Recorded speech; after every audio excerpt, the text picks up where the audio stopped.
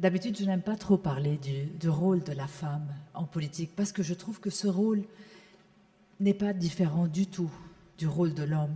Il y a un individu qui est dans la politique et qui doit faire de la politique tout simplement pour la communauté, pour un avenir meilleur, pour ses idées, pour sa pensée politique.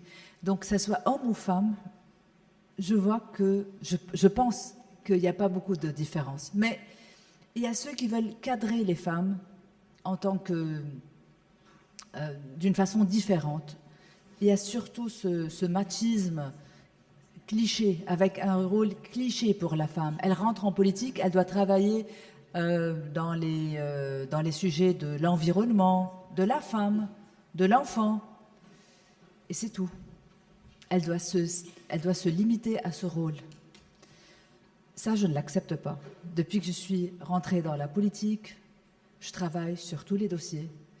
Les lois que j'ai présentées, ce sont des lois, jusqu'à maintenant, oui, ce sont des lois diverses. J'ai commencé par l'indépendance de la justice et le spectre est vraiment très grand. Ben, je trouve que ça, c'est le women empowerment. C'est très important aussi pour moi parce que je viens d'une famille qui n'a jamais fait de la politique. Mon père était topographe et ma mère était professeure d'école. Je suis issue d'une classe moyenne.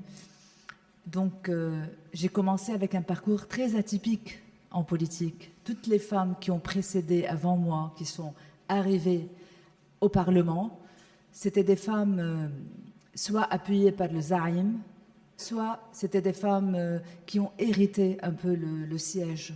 C'était la femme de quelqu'un, la mère de quelqu'un, la sœur de quelqu'un, d'un homme puissant surtout. Donc ce n'était pas vraiment un combat de féminisme, un combat d'égalité. Ben, c'est pourquoi je trouve qu'il y a un fardeau peut-être un peu plus grand sur mes épaules, de représenter la femme comme il se doit et parfois de travailler un peu plus que les hommes parce que les hommes n'ont pas ce fardeau. C'est beaucoup plus facile pour eux, ils sont dans leur comfort zone. Mais une femme jusqu'aujourd'hui, elle est d'une façon ou d'une autre, c'est l'intruse dans la politique. Et ça aussi, je ne l'accepte pas.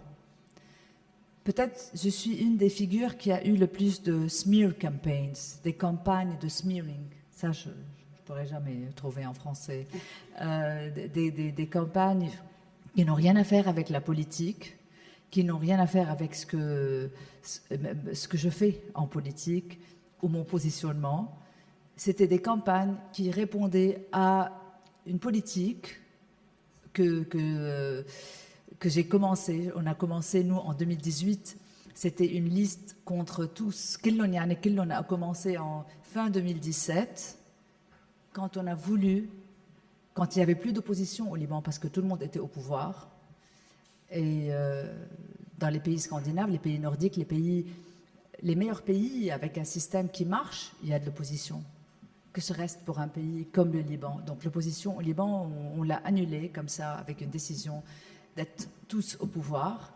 Et on a vu que ça n'a pas abouti. Alors c'est là qu'on a décidé qu'il fallait avoir des listes de la société civile sans parti politique. Il n'y avait pas de parti politique. Il y avait Tahaluf Watani, qui reste jusqu'aujourd'hui, qui n'a pas le statut vraiment d'un parti politique. C'est un regroupement des gens de la société civile qui ont voulu dire dans ce pays, il faut qu'il y ait une opposition, et une opposition acharnée, forte, qui ne fait pas de concessions, ni avec Hezbollah, ni avec les partis qui sont forts, ni avec les partis sectaires.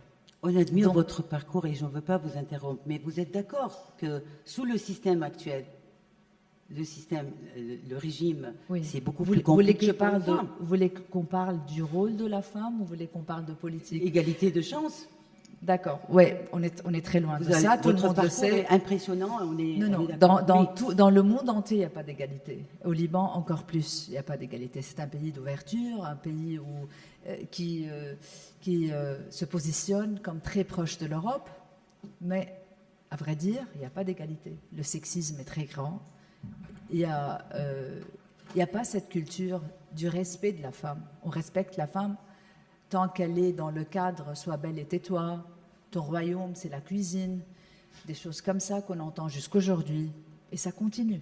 Alors, pour prendre au sérieux une femme dans le domaine politique, une femme surtout dans l'opposition, parce que si on a un parti politique derrière nous, si on a un zaïm derrière nous, c'est beaucoup plus facile de combattre. On fait le travail pour cette femme. Mais quand on est indépendant, avec des partis émergents, c'est pas facile du tout et c'est pas évident. Et c'est pourquoi je vous dis, il faut se combattre, il faut jamais lasser. Et quoique cette campagne devienne de plus en plus forte, pour moi, ça me donne de la résilience et je veux continuer encore plus quand je vois ces campagnes qui ne s'arrêtent pas, surtout quand c'est ciblé sur la vie personnelle, sur ce qu'on appelle l'honneur. L'honneur au tiers-monde, c'est simplement un honneur pour la femme et ça ne s'applique pas aux hommes, pas du tout. Donc, je ne vais pas prendre le temps de toutes celles qui participent aujourd'hui avec nous. C'est des noms vraiment.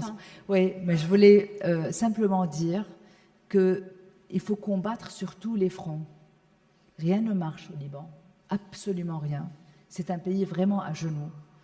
Et j'avais entendu les propos sur le fédéralisme et tout ça. Le fédéralisme, c'est une idée excellente. C'est des pays qui fonctionnent très bien. Mais est-ce que ceux qui parlent de fédéralisme, est-ce qu'ils ont les moyens de leur politique? Ça, c'est une question qu'il faut poser et qu'il faut s'arrêter sur cette question. Les chrétiens du Liban qui veulent plus que les autres le fédéralisme aujourd'hui, ils étaient capables de le faire en 82, en 76, en 79 peut-être. Aujourd'hui, est-ce qu'ils sont en train de s'attacher à un rêve? Est-ce qu'ils sont en train de semer cette idée très difficile aujourd'hui dans les conditions où on est au Liban, démographiques et autres? Est-ce que c'est vraiment là où il faut se concentrer et mettre tout le poids politique?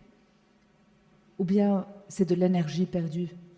J'aimerais voir un Liban comme Dubaï, comme la Suisse, comme les États-Unis. Les meilleurs pays au monde, c'est des pays fédéraux. Et je ne trouve pas que le fédéralisme, vraiment, c'est une division. Ce n'est pas vraiment une division, ça peut être une solution. Mais est-ce que c'est faisable? Et est-ce que vraiment ça résout tous les problèmes du Liban? Qu'est-ce qu'on fait avec la politique étrangère? Qu'est-ce qu'on fait avec ça? On a un grand problème sur ce domaine. Qu'est-ce qu'on fait avec la défense? On fait l'armée de Kaslik, par exemple. Il faut vraiment répondre à ces questions et être réaliste. Et ne pas être populiste. Ben, le populisme aujourd'hui, oui, je dirais aux gens de Ashrafi et que je représente, on va faire un pays fédéral, on va faire même un mur peut-être. Mais est-ce qu'on peut le faire? Il ne faut pas mentir aux gens. Il faut vraiment savoir c'est quoi, quel est l'obstacle. J'ai cité un peu les obstacles, tout genre d'obstacles. Mais le premier, et avant tout, c'est qu'il y a vraiment une armée dans le pays, une milice qui a pris presque tout le pays. C'est très important. Est-ce qu'aujourd'hui, on peut vraiment prendre une partie et faire... Et puis le Liban, aujourd'hui, c'est un pays fédéral. C'est un pays fédéral sur le plan, une fédéralité de... Non, si vous permettez, on ne peut pas déplacer le... C'est un pays fédéral sur le plan confessionnel. C'est le zaïm druze qui décide ce qui sont les juges druzes et même le plus petit employé. C'est le chrétien qui décide qui sont les chrétiens dans cette position ou dans l'autre. Et il faut vraiment aussi parler de cette corruption qui est vraiment, dans toutes les communautés. Et d'une façon unanime, tout le monde, tous les partis politiques, ils ont tous, d'une façon ou d'une autre, assisté à ce qu'est le Liban aujourd'hui.